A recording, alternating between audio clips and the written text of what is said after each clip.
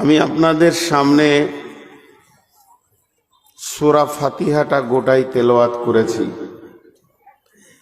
আমার মুনিব আমাকে যতটা বলার তৌফিক দেবেন, আমি আমার স্বল্প জ্ঞান থেকে অতটা আপনাদের সামনে তুলে ধরার চেষ্টা করছি। আপনাদের দোয়া, আল্লাহর দয়া, ওমা তৌফিকি ইল্লা বিল্লাহি আলাইহি তাওয়াক্কালতু ওয়া ইলাইহি উনীব। আমরা এই সূরাটার নাম সাদা ভাষায় সবাই বলি আলহামদ সূরা, মানে আলহামদ দিয়ে শুরু হয়েছে। আর কথাটা ধ্রুব সত্য, সূরাটার নামও একটা আছে হামদ। তো এই সূরাটা আল্লাহ তাবারাক ওয়া তাআলা কালাম পাকের প্রথমে এনেছেন। সূরাটার নাম ফাতিহা, সূরাটার নাম ফাতাহ, সূরাটার নাম শিফা, সাবআ মাসানি, সূরাতুল কানজ, সূরাতুল হামদ, সূরাতুদ দুআ। এই সূরাটির নাম উম্মুল কোরআন। এই সূরাটার নাম হচ্ছে সূরাতুত তাফসীর। একটা সূরার 14টা নাম, একটি সূরা 14টা নাম। পৃথিবীতে একটা বস্তু আছে, ওকে বিভিন্ন নামে মানুষ ডাকে।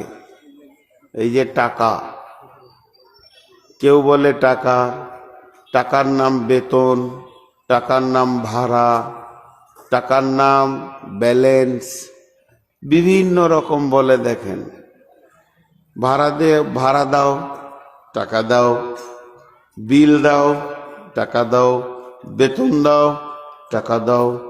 টাকা একটাই, কিন্তু একে 19 রকম নামে ডাকা হয় আপাতত। বিল, বিল মানে টাকা। জি, বলে কত বিল হয়েছে বিদ্যুতের, বিল মানেও টাকা। বিভিন্ন শব্দে একজনকে বোঝাতে চাই।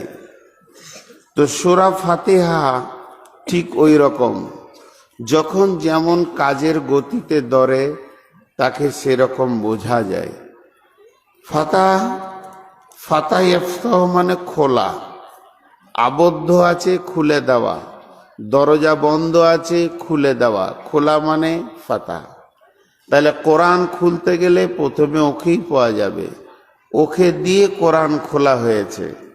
এই তাফসীর করতে করতে মারুফুল কোরআনে এক জায়গায় বলছে যে সূরা ফাতিহাকে দিয়ে যদি কেউ ঠিক মতো আমল করে, সে যেমন কোরআন খুলবে তেমনি আসমানের দরজা খুলে যাবে, ওইভাবে জান্নাতের দরজা খুলে যাবে, আল্লাহর হৃদয় খুলে যাবে, আল্লাহকে পাবে, জান্নাত পাবে।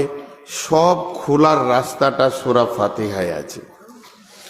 এই সূরাটা যদি ফাতাহ মানে লেন কোনো কারণে, ফাতাহ শব্দের অর্থ হলো বিজয়ী। আপনি সব জায়গায় বিজয়ী হবেন, গোটা কোরআনে বিজয়ী হবেন, আমলের ময়দানে আপনি আমি বিজয়ী হয়ে যাব যদি সূরা ফাতিহাকে মজবুত করে নিজের জিন্দেগিতে রাখতে পারেন। এই সূরাটার নাম হচ্ছে সূরাতুদ দুআ। এর থেকে বড় দোয়া কোরআন হাদিসে আছে বলে আমার জানা নাই। ইহদিনাস সিরাতাল মুস্তাকিম, ইন্নাকা লা তাহদি মান আহবাবতা ওয়ালাকিন্নাল্লাহা ইয়াহদি মান ইয়াশা। আল্লাহর মানশা, আল্লাহর ইচ্ছাকে নিজের দিকে করার একটাই রাস্তা, সেটা হলো সূরা ফাতিহা। তাকে তার নাম হচ্ছে সূরাতুদ দুআ, চাওয়া। এরপরে হচ্ছে এই সূরাটার নাম উম্মুল কোরআন, এ গোটা কোরআনের মা। তাহলে কোরআন শরীফে 114টি সূরা আছে, 113টি সূরা হচ্ছে সন্তান, সূরা ফাতিহা হচ্ছে তার মা। এখন আপনাদেরকে আমি একটা কথা জিজ্ঞেস করব, এখানে যদি 20 জন মহিলা দাঁড়িয়ে থাকে আর পাশে যদি একজন বৃদ্ধা মহিলা দাঁড়িয়ে থাকে, তাহলে এই 20 জনকে জিজ্ঞেস করছি তোমরা কে? এরা উত্তর দিচ্ছে আমরা আপোষে বোন, আমরা 20 বোন। ওই মহিলাটা কে? তখন এরা বলছে আমাদের সকলের মা। এখন আপনাদের কাছে আমি বিচার ছেড়ে দিচ্ছি, সন্তানের কাছে মায়ের সম্মান কত? সন্তানের কাছে মায়ের সম্মানের দরজাটা 1 সিঁড়ি 2 সিঁড়ি না মাপা যাবে না? সন্তান আর মা কত পার্থক্য, সন্তান আর মাকে আল্লাহ কত পার্থক্যে রেখেছে ইজ্জতের দিক থেকে। অতএব গোটা কোরআনের যা সম্মান, তার থেকে কোটি কোটি কোটি কোটি কোটি গুণ বেশি সম্মান সূরা ফাতিহার। কারণ সূরা ফাতিহা হলো গোটা কোরআনের মা। এখন যদি আপনি আমি বলি সূরা ফাতিহাটাকে বুঝতে পারছি না, এটা অনেক ছোট, এটা একটু বিস্তারিত করে দেন। তার বিস্তারিত নাম হলো কোরআন। গোটা কোরআনে যা আছে সূরা ফাতিহাতে তাই আছে। গোটা কোরআনকে পড়ে তফসির করে লিখে নিগড়ে রস বের করে নির্যাসটা যদি আপনি হাতে নেন, ওইটাই সূরা ফাতিহা। সূরা ফাতিহাতে যা আছে গোটা কোরআনে তা আছে। সূরা ইয়াসিন জন্ম নিয়েছে সূরা ফাতিহার পেট থেকে, সূরা বাকারা জন্ম নিয়েছে সূরা ফাতিহার পেট থেকে, সূরা আল ইমরান জন্ম নিয়েছে সূরা ফাতিহার পেট থেকে, সূরা মাইদা জন্ম নিয়েছে সূরা ফাতিহার পেট থেকে, সূরা আরাফ জন্ম নিয়েছে সূরা ফাতিহার পেট থেকে।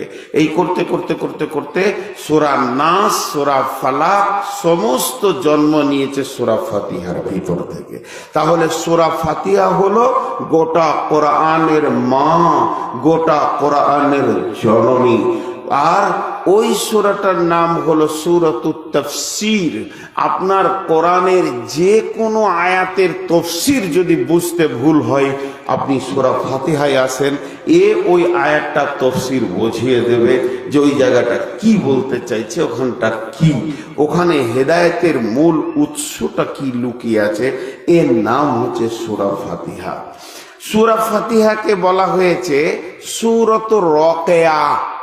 আজকে একটা তফসিরে দেখছিলাম, তফসির ইবনে কাসিরের ভিতরে রাকিয়া মানে ফুঁক দেনে ওয়ালি সূরা, ফুঁক দেওয়া যায়। বিসমিল্লাহির রহমানির রহিম, আলহামদুলিল্লাহির রহমানির রহিম, মালিকি ইয়াউমিদ্দিন, ইয়্যাকা না'বুদু ওয়া ইয়্যাকা নাস্তাঈন, ইহদিনাস সিরাতাল মুস্তাকিম, সিরাতাল লাযিনা আন'আমতা আলাইহিম গায়রিল মাগদুবি আলাইহিম ওয়ালাদ-দাল্লিন, আমিন। এইটাই হলো সূরা ফাতিহা, অন্য কিছু নাই।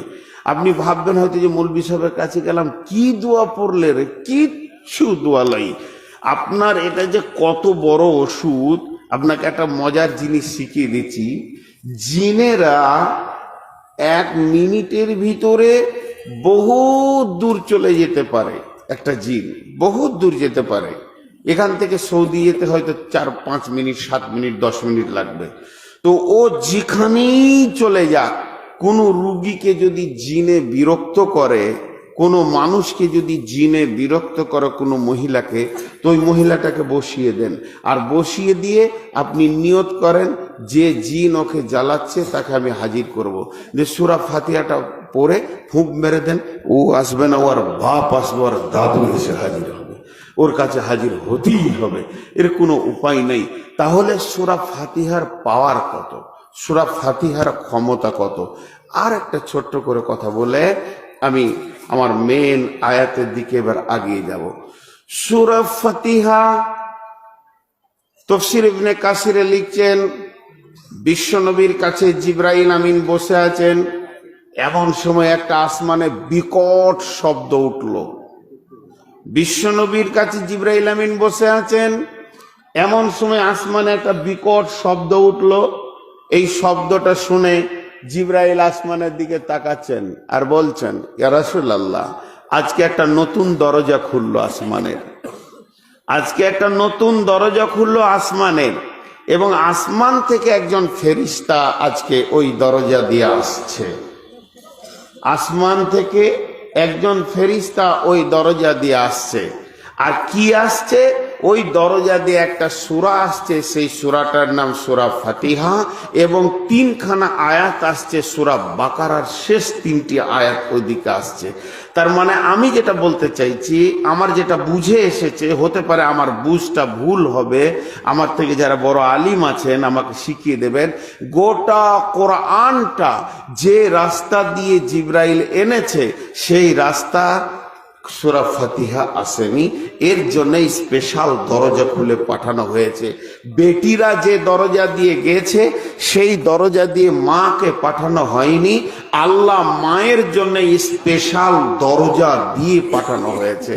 এর জন্য সূরা ফাতিহাকে 2 ধরনের রাখা হয়েছে। কেন? যদি বলেন সূরা ফাতিহা কোরআনের অংশ, আমি মানবো 100 বার কোরআনের অংশ, 114টি ভিতরে 1 নম্বরে আছে, এরপরে 2, 3 করে 114 হবে। কিন্তু একজন মুফাসসির বলছে না, কোরআনে ওকে রাখা হয়েছে প্রথম দিকে মুকুটমণি করে, মধ্যমণি করে, নয়নমণি করে, ভালোবাসায়, প্রেমে, মহব্বতে রাখা হয়েছে। কোরআনে ওর সন্তানের কাছে ও থাক, কিন্তু কোরআন থেকে ও বাইরে আছে, ওর ইজ্জত কোরআন থেকে বেশি। কেন? বলছে তাহলে যদি কোরআনের অংশ ধরেন, তাহলে পারাটার নাম আলিফ লাম মিম পারা কেন হলো, আলহামদুলিল্লাহ রাব্বিল আলামিন পারা হলো না কেন? তার মানে হচ্ছে পাড়ার দিক থেকে কোরআনের বাইরে রাখা হয়েছে, ইজ্জত বেশি এর জন্য। কিন্তু গণনার সূরার দিক থেকে, কোরআন শব্দ দিক থেকে সূরা ফাতিহা কোরআনের ভিতরে, কোরআনের অংশ এবং কোরআনের একটি সূরা। অনেকগুলি কথা বললাম। তাহলে এই সূরাতে কি আছে? এই সূরাতে কি আছে? বিসমিল্লাহির রহমানির রহিম, আলহামদুলিল্লাহি রাব্বিল আলামিন। হাত বেঁধেছি দিয়ে শুরু করেছি। জি, এখানে একটা মজার কথা বলে দিই, আমি কিন্তু মুফতি নই, বড় আলেমও নই, আমাকে মৌলানা বলাটাও ভুল হবে। বক্তা বলবেন ঠিক আছে, বিভিন্ন বই পড়ে বক্তব্য রাখি, কিন্তু ছোট্ট একটা কথা আপনাদেরকে শোনাই। ফরজ নামাজে, যে কোনো নামাজে, প্রতিটি রিকাতে সূরা ফাতিহাকে রাখা হয়েছে। এর নাম হলো ফাতিহা। পৃথিবীর সব থেকে বড় ইবাদত হলো সলাত বা নামাজ। এই নামাজের দরজাটাকে খুলবে, নামাজ নামে জগতে কোন চাবি দিয়ে আপনি আমি ঢুকবো? আল্লাহর কাছে চাওয়া পাওয়ার জগতে আমরা যেতে চাইছি, আল্লাহর কাছে কাছে হতে চাইছি, তাহলে একটা চাবি দাও। এই মাদ্রাসার আমাকে কোন রুমে আপনি থাকতে দেবেন? সেক্রেটারিকে বলবো আমি চাবিটা দেন ভাই, চাবিটা না দিলে আমি ওই রুমে যেতে পারবো না। তেমনি আমি নামাজ নামে জগতে যখনই ঢুকতে যাব, এর চাবি হলো সলাতের ভিতরের চাবি হলো সূরাতুল ফাতিহা। ফাতিহা দিয়ে শুধু নামাজ খোলা যায় না, নামাজের প্রতিটি রিকাতকে আলাদা আলাদা করে খুলতে হয়। এর জন্য বিশ্ব নবী বলেছেন, লা সলাতা লিমান লাম ইয়াকরাউ বিফাতিহাতিল কিতাব। ওই নামাজটা নামাজ হবে না, ওইটাকে সলাত বলা যাবে না, ওইটা পূর্ণাঙ্গ নামাজ নয়। ওই নামাজটা ক্ষতি থেকে গেল, ওই নামাজটা গ্রহণ করা যাবে না। যে রিকাতের ভিতরে সূরা ফাতিহাকে পাওয়া গেল না, ওই দরজাটা খোলা হলো না, ওখানে তোমার ঢোকা হলো না। মুসলমানের ভিতরে এই এই এই তোরা বস, তোরে ওই বস বস, ওই বস। খুব ছবি তোলা হলো, আর তুলতে হবে না। যখন ইয়ং ছিলাম তখন ছবি লিসনি, বুড়াটাকে লিবার লেগে মরছিস।